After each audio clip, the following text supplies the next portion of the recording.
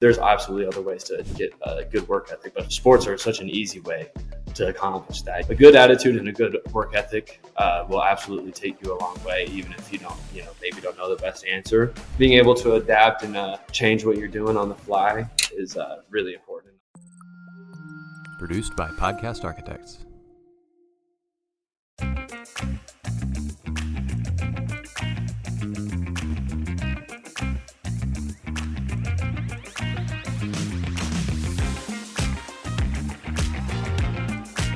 Welcome back to another episode of The Path Forward. As always, I'm your host, Dr. Rick Fernandez, where we talk education, innovation, and the blending of the two. So we have a very special episode today, one I've been looking forward to for quite some time.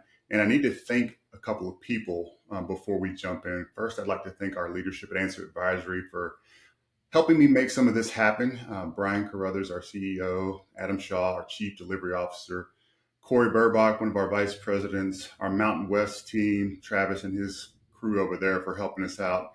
This has been very special for all of us, and we're looking forward to continuing our robust internship program that we have at Anser Advisory. So without further ado, I want to welcome one of our interns, Logan Rayburn. Logan, welcome to the show. Rick, I really appreciate it. I'm excited to be here, have a conversation with you. I'm excited as well. So let's just kick it off. Tell us a little bit about yourself, where you're from, college, and your career goals and aspirations. Great, thanks. So my name is Logan Rayburn, and I'm a super senior at Colorado School of Mines. I'm coming back for my 9th semester, so this will make it 4.5 years. But I'm coming back so I can wrap up my football career. I've been playing football my entire life. Growing up in Dallas, Texas, football's really big down there, I'm sure as everybody knows. So I've been playing my entire life. This is my last season coming up. I'm getting to take 5 years because COVID hit in 2020, so we didn't get to play that year. So let's see what else. Career. Tell us a little bit about your career. Yep. I'm studying business engineering here at Colorado School of Mines. I made the switch from petroleum engineering after my sophomore year, after I had some concerns about the longevity of that industry and also kind of the volatility of it. I didn't want to spend all this money getting this nice mines degree to be in an industry that's constantly up and down. And I don't know if I'll have a job in the next year, so figure people are always going to be doing business. So it's a good skill set to have. So I made that switch. I've been in this curriculum for 2 years now. And it's been great. I've really loved it. Lots of analytical stuff, lots of math, lots of problem stats. It's been really interesting. Well, good, man. I'm glad you clarified the super senior. I didn't want to make people think that you're like Van Wilder, like you're there for 10 years or something like that. So, like when you started looking and exploring your internships, what did you envision? Like, what was your gut feel about how it all play out? Not necessarily answer one, but just in general. Well, my idea of what my internship would look like in my head changed a lot throughout the years that I was here at Mines. Obviously, like I said, as a petroleum engineer, when I was thinking about internships in that field, I was picturing lots of stuff in the field, lots of, being on oil rigs out in the dirt, maybe in the middle of nowhere in like the Dakotas or Louisiana or something, staying in a hotel by myself, no friends out there. But then as I switched to business engineering, I was really hoping to be able to get something either here in Denver or back home in Dallas, so I could either be with the team or with family. And I was lucky enough to be able to get that to happen. But as far as the actual internship goes, I was really seeing a lot more of time in the office and a lot more math heavy analytical stuff since I switched over. And I was happy to see that with Anser, I did get a significant amount of time in the field in this internship. I don't want to get into that too soon. I'll let you ask all the questions. Yeah, let's not spoil the lead there. Yeah. But no, that's a great point, and I think you probably have a picture similar to many other college students. I want to give the audience a starting kind of a perspective of what we were trying to accomplish here with the internship. And really the goal was that we built something for you and for other interns that wasn't just a one-off, right? It wasn't just kind of siloed work, and that you had perspectives from a variety of team members, but also a variety of roles within the organization, because all the roles are changing and evolving very quickly. And as you well now know, we have to cross-team across the country with multiple sectors because so many of our services overlap. So our goal was to really give you a complete experience And that way you could say, hey, that's exactly what I envisioned and what I think I'll love. Or it's like, that role over there may not be for me, but this one over here, which I didn't even know existed, that's something I can sink my teeth in. So that's the perspective that we were trying to not only give you, but build upon for other interns. So can I ask you, from what you envisioned to what in actuality, what were the differences there? Yeah, like you said, I was not expecting to have so many different types of roles in my internship. I was kind of envisioning you're sitting at a desk all day and somebody walks by with a mound of paperwork this big that is maybe tedious and boring and they don't want to do it. Plop it on your desk and say, get to work, figure it out. But it was nothing like that, and I was able to get a lot of different experiences, like you said, with different people. I was able to work with, I'm not sure if everybody, watching knows this, I'm sure you do, but the Mountain West office, they do lots of asbestos abatement, which was a world that I knew literally nothing about. I was telling Matt Little, the guy at that office that I was working with most of the time, that I knew that we were having to take asbestos out of buildings. I knew that was happening, but I wasn't, I never put any thought to it about it being an industry as a whole, and I learned about all the different roles that exist within just that industry alone, within the kind of greater construction consulting kind of industry. So that was great. I mean, everything that I learned about asbestos abatement was fresh. I was starting from, starting from nothing. So everything I learned was something, which was great. And then towards the end of the summer, I got to move more into the kind of the owner's rep portion of what we do with Luis Covarrubias in the Denver office as opposed to the Greeley office. So that was great. I was able to learn a lot about, I was handling most of the FF&E installation, which again, I really knew nothing about. So it was a great educational summer overall, getting to dive into things that, I really hadn't learned about at all in the classroom. No, I mean, that you bring up a great point, and I know you're joking about hazing, but man, that's one of the worst things that happens, right? We get these interns, or we get somebody that's fresh out of college and excited as can be. Then you slam them with this drudge work that kills all the excitement and kills all the energy and the enthusiasm. And as if it's some type of rite of passage to do that, where instead, our goal was to put you in a position to see all of it, right? The paperwork that has to come along with the due diligence, but also the work in the field, and then everything in between. Not just, hey, can you run 10,000 copies for meetings or what have you. I mean, that's really not what we want to do, and I personally don't believe that's what any company should be doing, is just killing you with drudge work, because it's the quickest way to kill enthusiasm. Yeah, absolutely. What would you say is the biggest surprise from the internship? That's a good question. Like I said, I was shocked by almost everything I was doing. I think the biggest surprise I had was the amount of time I spent in the field. I was not ready for that really at all. And even when I was doing the FF&E installation later in the summer, especially then, I was on site practically all day. And if I needed to do some paperwork or something, I would just find like an office set up where, the other contractor supervisors were at and hammer something out. But I was expected to be in the office the whole time. And I was really probably in the office only like, 30% of the amount of time that I was on the clock. I was really in the field a lot, which was great. So I was able to see different phases of construction projects being underway. When I was up in with the mountain office, everything was bare bones. Pretty much all the schools and projects we were at, everything had just been torn down, and we were working on removing all the asbestos-containing materials, stuff like that. And then by the time I was doing the owner's rep stuff and FF&E installation, it was much more finished products, and we were just getting furniture installed into buildings. So everything was painted, all the new floorings were in, everything was done. So that was nice to be able to get to see processes or projects through the different phases of completion. That was nice. That's pretty awesome. The FF&E is such a critical piece, particularly for schools in our realm of what is actually going to go in the buildings and what that setup is going to look like. So it's great that you got to see that perspective and that part of the process, because that's valuable as well. Okay, Logan, I want to pick your brain on something from your coursework. Give me a perspective on which skills are overemphasized in the classroom and which skills are underemphasized. I'm going to start with underemphasized. I think that one's a little bit easier, has a more clear-cut answer. I think it's adaptability. I think so often in your coursework, exactly what's coming in, especially in this kind of digital age. You know what's coming down the line. So many of my classes, week one, day one, syllabus day, they'll already have the full schedule laid out for the entire semester. And, maybe along the way, there'll be a change here or there, miss for a snow day or something like that.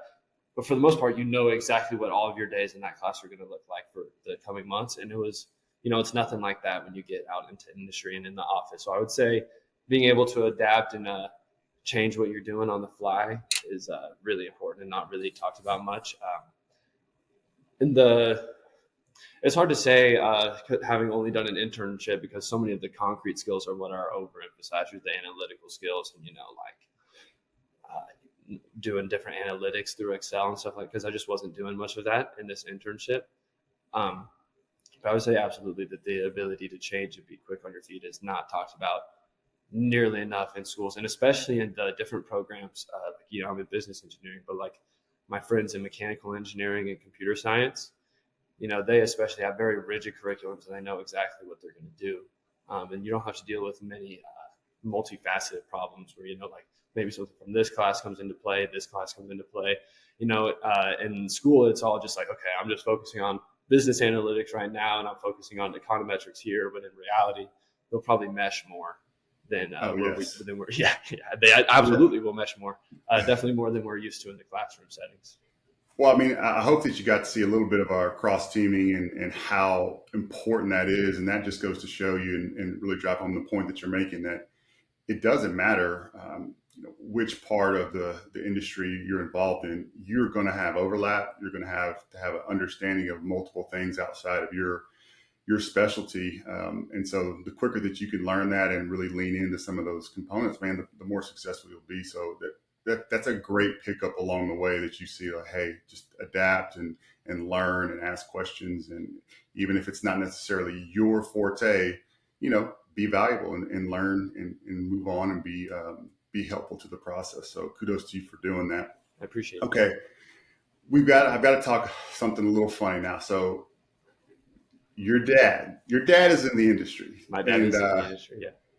And you could have had a chance to possibly intern with Dad. Why not? Why choose Anser Advisory and sell Dad's like, it's just not for me? Well, a little bit of it is probably my own pride and ego, wanting to strike it out on my own. I get that I'm still going into the same industry and with one company that he works with a lot, very closely. And let's give a shout out to Joe Rayburn and Building Solutions, who's been a great partner with us and great sports, and have entrusted us to help you along as well. So shout out to them. Yeah, shout out to my dad. And then maybe another little piece of it is I really love my summers up here in Golden and in Colorado. So the ability to stay up here and be with the team, especially with my last season coming up, I really like to think of myself as a leader in the team. And it's always been really important during these summer workouts that the guys who are going to be making a difference in the upcoming season and, like to assert themselves to be the leader on the team. It's important that they're here. So that was a great added bonus. Obviously, all the time with my friends. And the part that he probably wouldn't like for me to say is that I just got a new girlfriend who lives up here in Colorado. So that was, it doesn't bother me. Yeah. Dad may not like that. He doesn't know that's the reason I'm up here instead of hanging out with family. But. Oh, he will. So that's all right. We're not editing that. We're not editing that part out. But that's all right. I wasn't planning on it. So let me ask you this then. So obviously, senior season, you're knocking it out of the park with your grades. When you graduate, Dad offers you a job, Anser Advisory offers you a job. How do you choose? Oh, How do you tell Dad no? Getting put on the spot. Well, definitely both of them will come into play. What job is being offered at either company?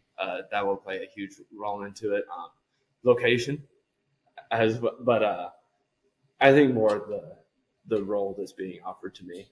Obviously I have a vision in my head of what I'll be doing. I hope it's something that I love and I'm passionate about. But if it's a good paycheck, I'll take that one too. Obviously. I don't know. We just have to see what the specific situation is when we come to it. I don't want to say anything too concrete that Dad can watch before before I absolutely have to, That's a great middle of the road answer right there. I'm gonna let you off the hook. We'll move on. Real political answer, yeah. There you go. There you go. You're learning quickly. That's a fantastic answer. Yeah. Okay, I'd be remiss if, and you know my background as a college basketball player, and definitely we connect on all things athletics. So I'd be remiss not asking about your media day for the Rocky Mountain Athletic Conference, and how did that go? That went great. It was a two-day event, and the first day, our first thing we had was actually all of the students. So 2 guys from the football team of each of I think there's 11 teams in our conference, so it's something like 22 guys. We actually all went to a children's hospital in downtown Denver. And Nice. that was a really impactful, very emotional day because my teammate and I, along with guys from 2 other schools, actually went to the bone marrow transplant floor. So went around to rooms of kids who were struggling with bone cancer and, just tried to be a little, bright spot in, what is obviously a very difficult time. And it's, it was hard to do. And there's so many things that they want you to not mention, which are just so, it's just very emotional stuff. But it was once in a lifetime experience, obviously, to get to be that person that puts a little smile on their face. And did it give you a little perspective about, as much as things are important, putting in perspective about, what's truly important in this life? Yeah, somebody at the following media day event asked about pressure, the pressures that we face as student athletes and as athletes, and that you realize that really the things that we put pressure on ourselves they're not real pressure. Like you hope you get like a good job coming out of school, or you hope you do good at your job, or, all these things. But there's 5-year-olds fighting for their literal lives in the hospital, and you're like, these things don't really matter that much. I'd love for them to happen, but at the end of the day, I have my health. Everybody in my family's healthy. All my friends are healthy. I don't really have that much to be upset about. Absolutely. Great perspective. In terms of athletics, what do you take from the field and apply towards career? I mean, some parallels maybe that you saw during your internship about some of the skill sets that athletics brings. The first one I would say is being on time.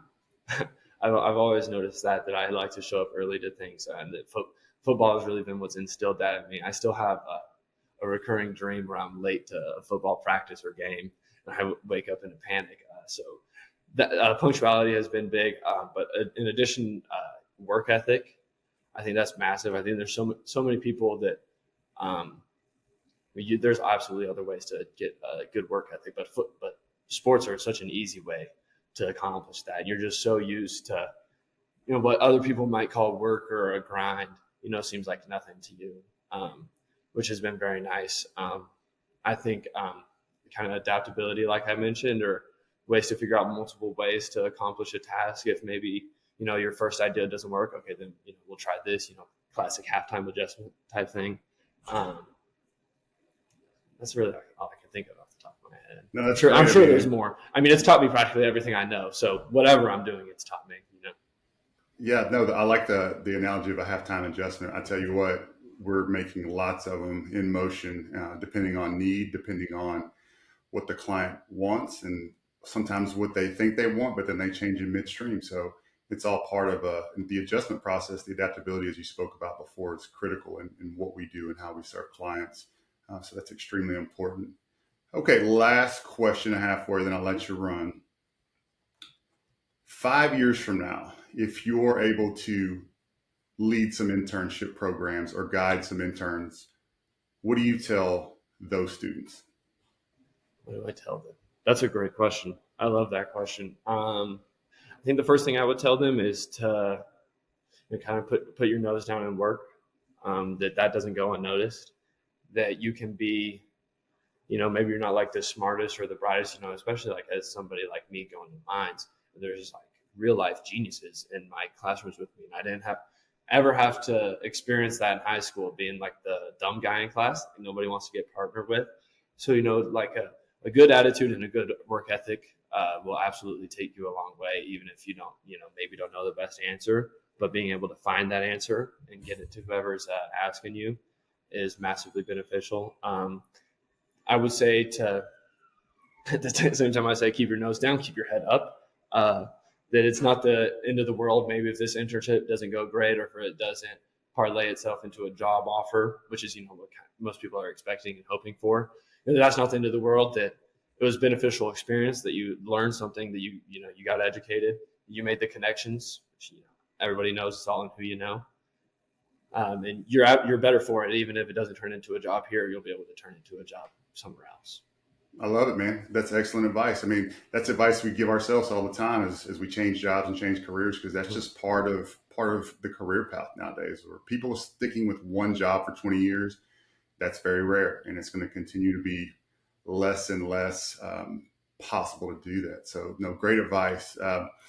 Do you think that your GPA at Mines will end up being higher than our CEO, Brian Carruthers' GPA? Ooh. I don't know what his GPA was. I think I'm gonna have to go with the humility route and say no, probably not. That's a good. Considering he's the CEO, and I was most recently just the intern. I'm gonna say his GPA is probably a little bit higher. I also don't know what he studied. Hey, let me give you a hint. Doesn't matter. Probably. Well, man, I really appreciate you spending some time with us today and being a part of our Anser family. I'm not going to tease too much. We still have some things in the works, you and I and some of our Anser folks, and we're hoping that we can reveal some of that in the near future, but I'm not going to give any more away than that. But yes, but I appreciate your time, man, and thank you so much just for being a great leader for your college, your teammates, and also for the future workforce, man. Thank you so much. I appreciate it. Thank you for having me on, and thank you for the opportunity to intern with you guys this summer. It was a great opportunity. Hope to be with you guys in the future. Pleasure's ours, man.